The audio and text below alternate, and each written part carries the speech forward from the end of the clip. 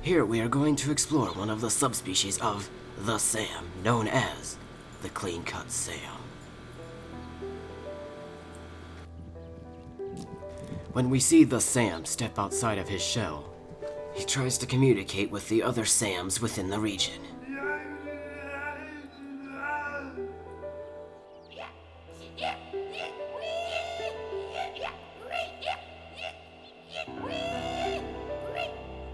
Years of evolution have allowed the Sam to grow thick calluses under his feet to go barefoot. Now he turns to the mountains where the females live, but sadly, no one communicates back.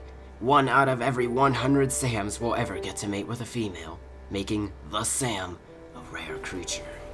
The Sam can eat over 100 pounds of food, so he finds a wild box of frankenberries. The Sam must sleep at night in order to not be detected by his natural enemy, the Scot.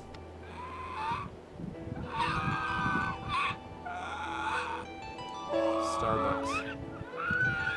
Otherwise, they will eat him.